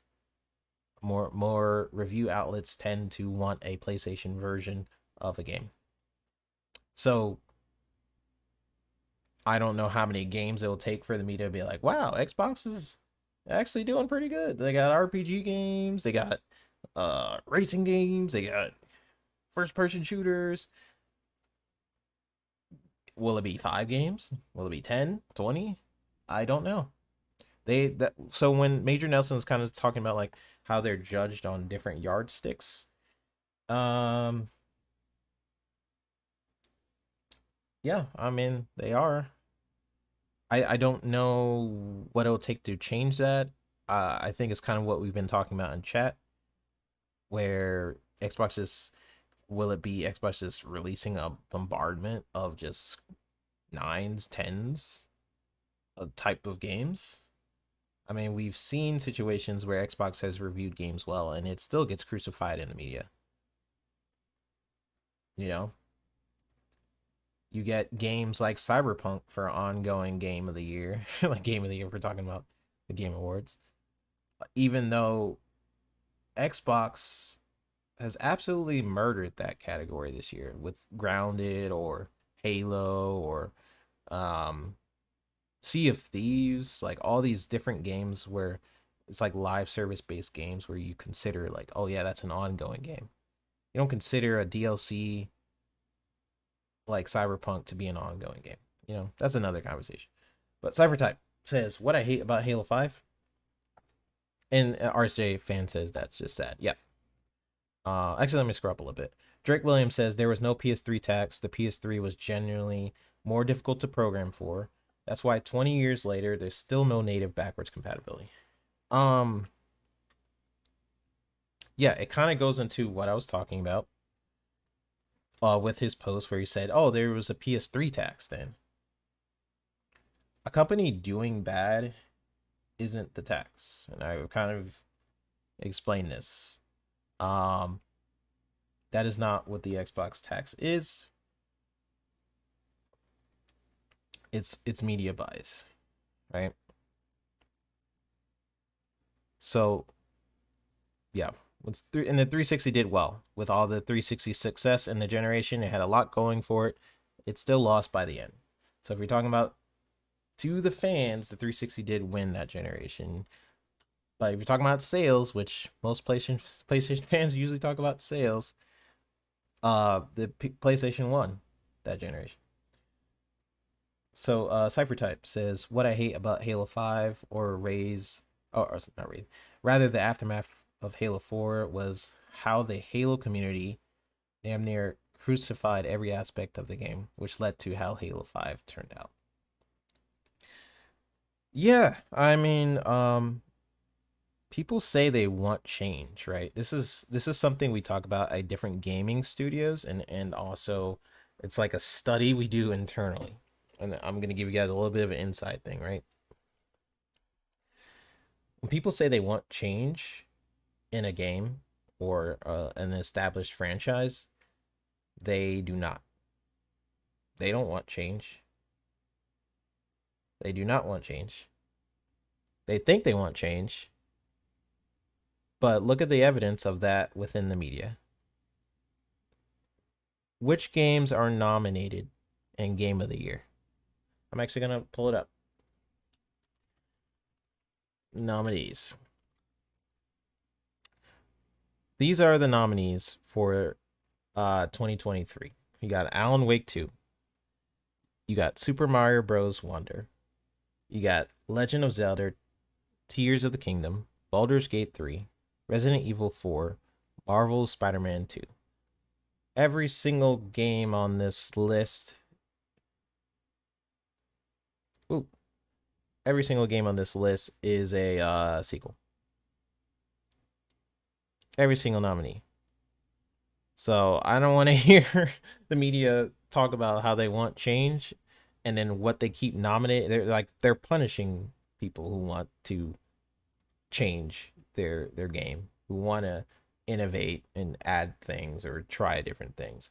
A lot of people punish Starfield for what it wasn't.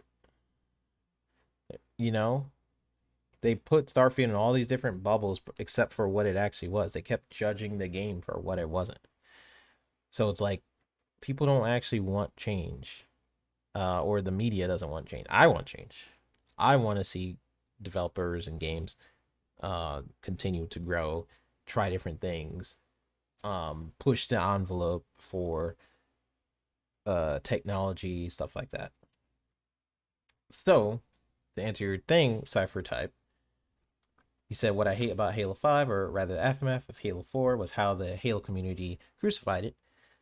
A lot of the community was like wanting Halo to change. They did it, and people didn't like it. So, do people really want change?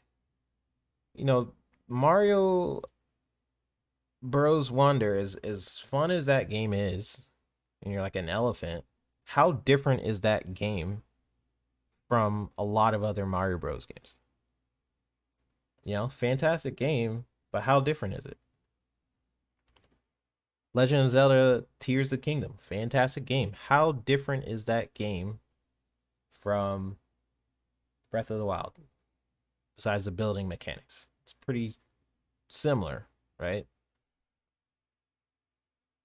Baldur's Gate is pretty different, I would say. If you want to make an argument. Baldur's Gate is pretty different. That game is on another level, which is probably why it's going to be game of the year, right? In that aspect, yeah, change is pretty dang good. But then you got Resident Evil 4, which is like the same game, but remastered. And then Spider-Man 2, goodness, it's I have a lot to say about Spider-Man 2, but like it's pretty much a DLC of the first Spider-Man with improvements in the combat, and some other things. But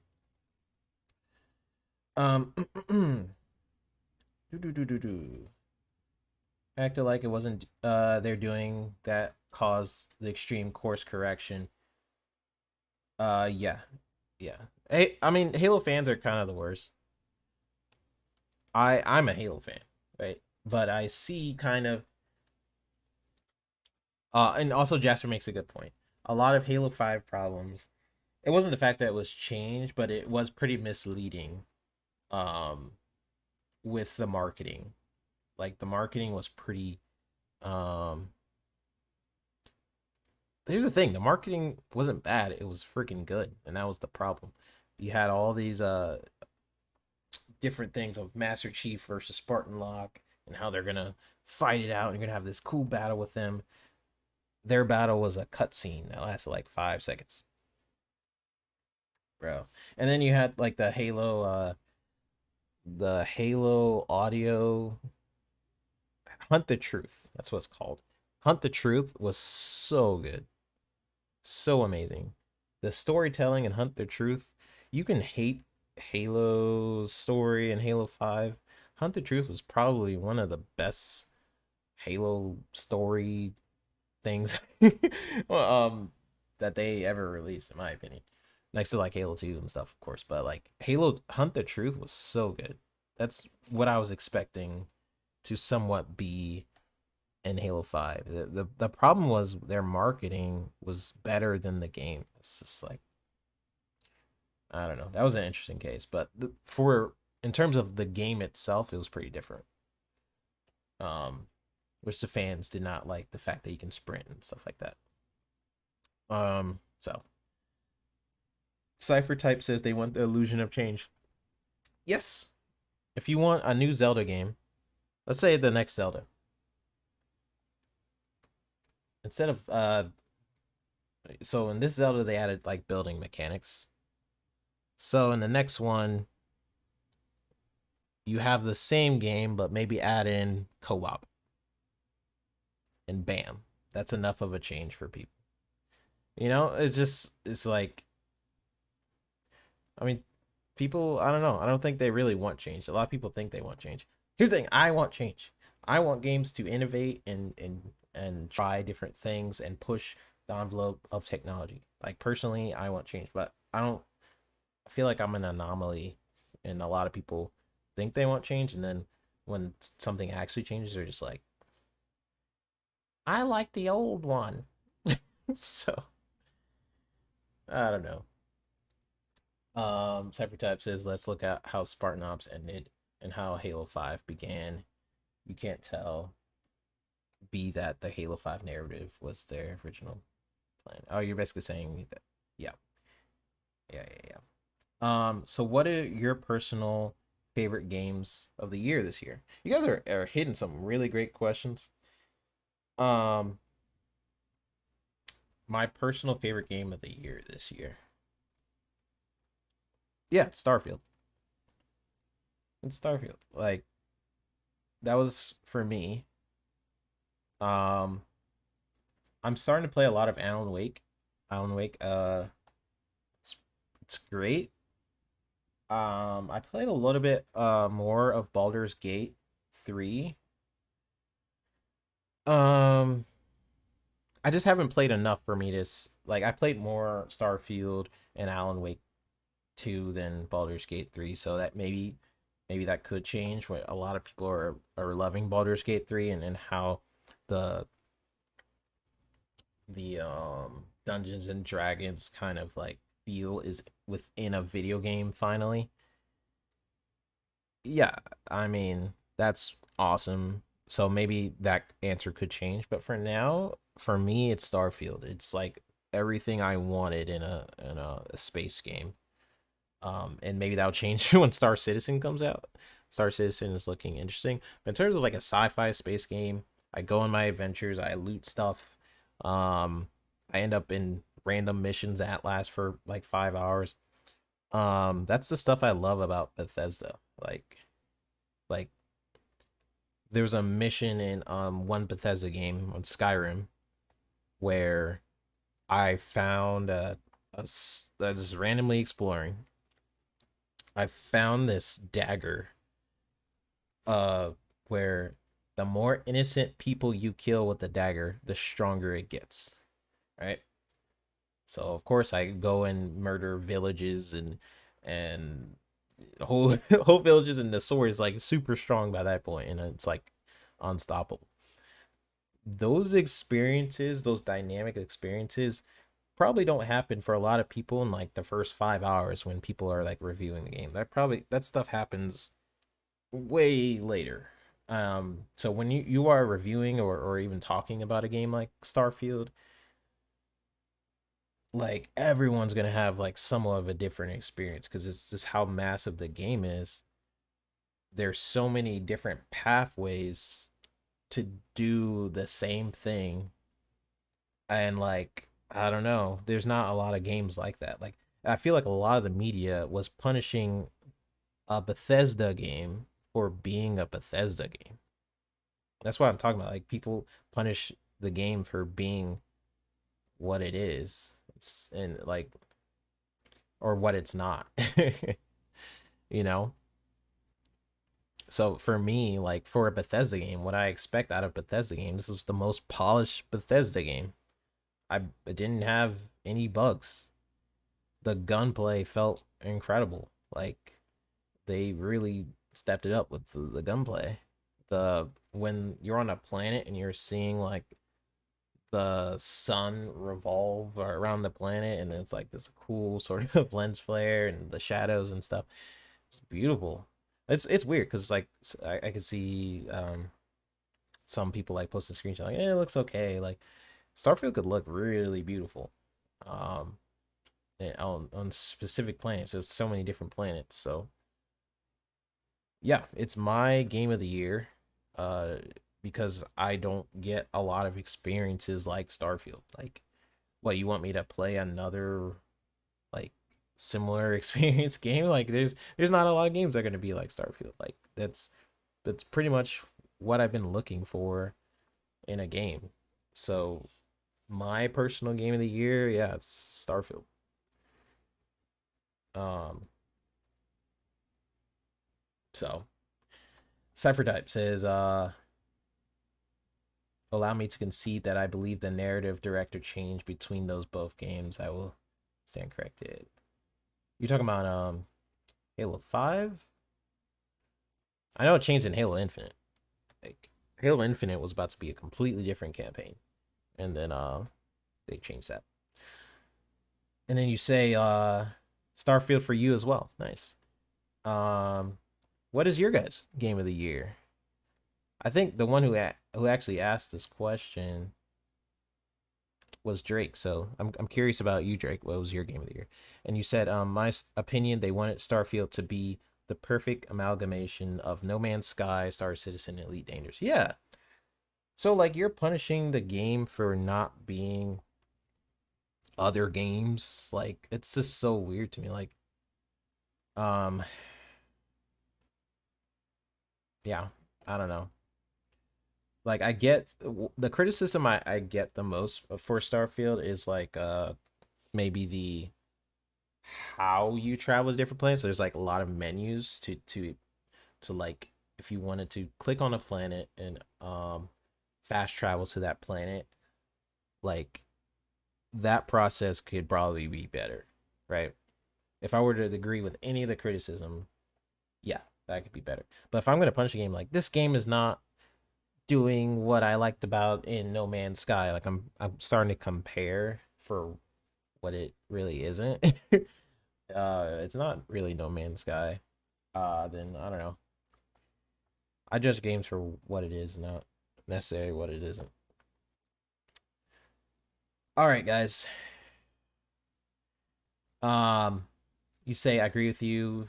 3-bit. I enjoy games that bring me new experiences too. Yeah, I really do. I like new games. Um, we're gonna talk a little bit about the Game Awards before we close out. I will be on Fun Speculations channel with Jasper, who's in the chat. Shout out. Um, I will be on FSP later on at 10. So, but for the most part, let's talk about the Game Awards. So the Game Awards decided. Let me actually read out Jeff Keighley's posts. He posted.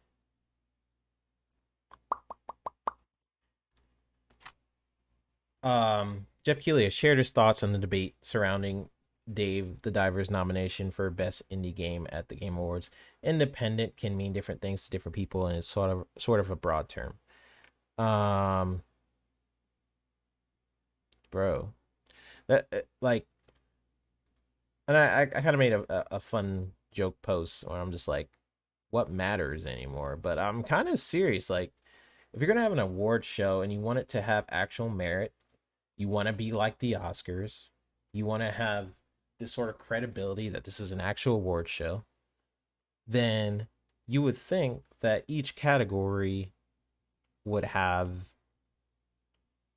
I don't know, something that makes sense. So you're just saying that, oh yeah, with this category, it can mean whatever it wants. Independent can mean different things to different people in sort of a broad term. If I want to add I don't know, let's add this $500 million game in there and stuff like that. Sure, it looks indie. It looks indie enough. Like that's just so crazy to me, man. Indie is not a style. I feel like a lot of this is why the media outlets can't be judges. These how many outlets are on this thing? Like 120 on this panel. They need to not be judging. How the Oscars do it is they actually get people within the industry. That's maybe what I would do is I would get if I were to do the Game Awards, I would probably get 5 to 10 people per 5 to 10 like developers from like maybe bigger companies. Like maybe Bethesda, you get some, maybe you get some from EA, from Naughty Dog, um from actual developers.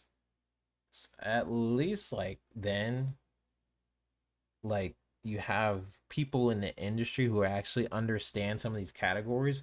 For example, like ongoing, you're gonna put like you want to give Cyberpunk its flowers so bad that you decide that Cyberpunk is an ongoing game, that an independent game that is not actually independent should be in the independent game category, that the best community support game should have Destiny 2 after it just laid off 100 plus people. Like At what point, bruh? At what point do people just be like, this is not an award show? This is not at this point, you know? When you basically when you the person who's running the shows just like has a lackadaisy view on uh what on a category, then why should I care? If you don't care, why should I care? You know, like I want to care. Like I think being in the gaming industry, it's awesome that these developers have a time of year where they can celebrate their accomplishments. But I just feel like it's riddled with like so many different mistakes and not caring about the process that it just invalidates the whole thing to me. Like if you can because I've seen people's different takes on this. I've seen people have a take where there's like, well, it shouldn't matter. It doesn't like Alana Pierce. It doesn't matter. It's not gonna their decisions is not gonna take away your enjoyment of a game of the year. But just having a mentality where nothing matters is not something I can do all the time because I like to have something that matters, you know? There's something where like something isn't just so screwed up, you know? That's just me, but like goodness. I'm passionate about games. I'm passionate about the and I'm on both sides. Like with you guys, I'm jumping in chats. I'm within the gaming community sphere, but then I'm also a developer. And then I'm in that sphere where I'm creating commercials and creating video games and being on different teams and creating some of the stuff you guys get to enjoy. So I'm like in both spheres. So maybe that's why I'm a little bit more passionate about like all the people that I get to work with. Get their nods of things they've done, have poured hours into. Like people don't see the hundreds of hours will pour into a video game. Like I will work on a rock or something in a video game for like let's say this 10 hours. And then when you guys are playing the game, you're like, huh, and you walk right past that rock. But it doesn't change the fact that that rock, you know, I did because I was passionate about working on it. You know what I mean? So like that when I'm talking about like seeing it from both sides, like if you just have a mentality that nothing matters, it just kind of sucks. Why have an award? Yeah, exactly, Cypher. Why have an award show in the first place if like um this category doesn't matter, this category doesn't matter. We messed up this category. The esports coach, he doesn't even coach anymore, but sure, let's throw him in. And you want me to think you're reputable? And this is 120 different outlets making this mistake?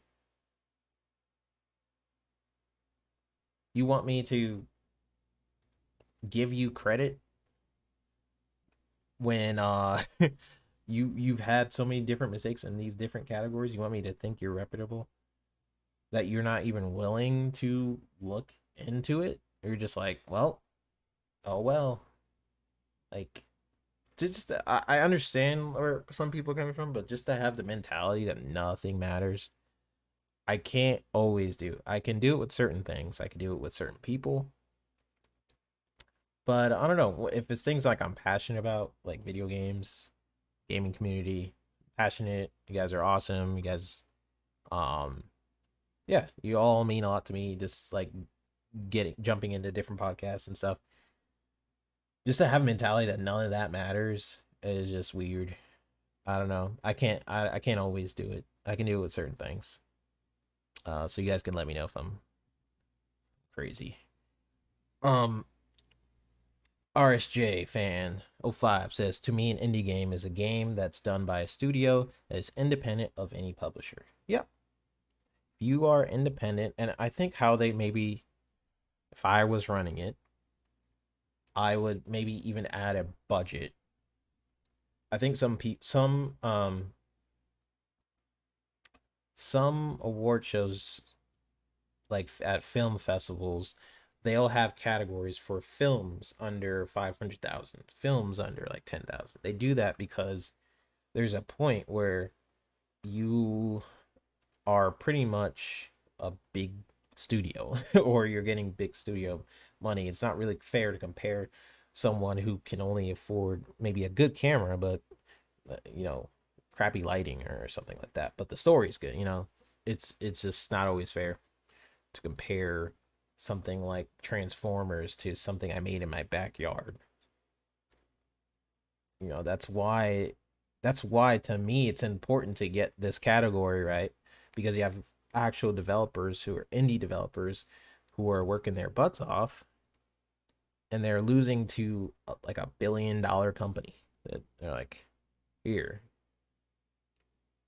That's why it's like stuff like that matters, because I'm seeing it from the developer side too, where someone getting their nod, um, you know. But if it doesn't matter to them, then it's gonna start not mattering to me. But it's just a shame because there are other award shows, but they are not on the same level as the VGAs. There is the BAFTAs. There is I can't even think of any. There's BAFTAs and there's some other one. Dice. That was the other one. I was gonna search my brain for that one. I was not gonna let it slide. So you got the BAFTAs and Dice, but it's not really the same, I guess. Um, with the Game Awards, it's more so about the announcements for me, anyways. Um, yeah, it's not really about it. Governor Grimm says, "Yo, 3B, I didn't know you have a channel. Glad to see you." Yes, I've been making videos for years. It's just the fact that I don't always have time to do a live stream because of my work. Um, that I just jump on other people's live streams. I'm exclusively bought by Mav. It's easier on my schedule usually, like to jump in on Mav's stream or someone else's than to set up, because I want to make sure whenever I do a live stream, I like to really formulate my thoughts and have a reason for going live. And yeah, I mean, every time I've gone live so far, I've had like a pretty good reason. The last time I went live, there was this person who was saying I was stealing their giveaway code because I blocked that person. uh Go see that stream if you really want. It was a crazy scenario. But yeah, appreciate everybody for dropping in. um you could rewatch it. I kind of talk about the PS3 tax that people are saying, or how people are justifying high scores, and how high scores in Xbox are a result of no tax, no bias whatsoever. Bias doesn't exist because they got some high scores. I talk about that. And I'll be talking about this further on FSP later tonight. Cypher Type 1 says, imagine, despite feelings of the overall show, the only reason people watched the Oscars was because they always debut new trailers there. Yo, I didn't even think about it like that. But yeah.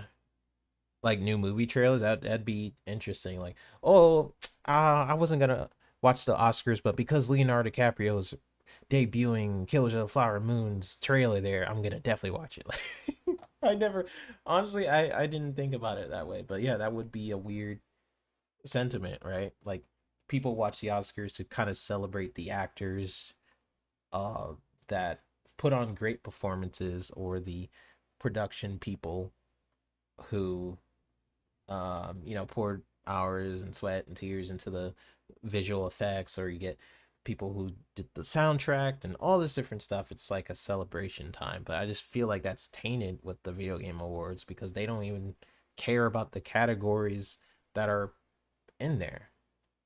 right? There's so many different problems with their categories.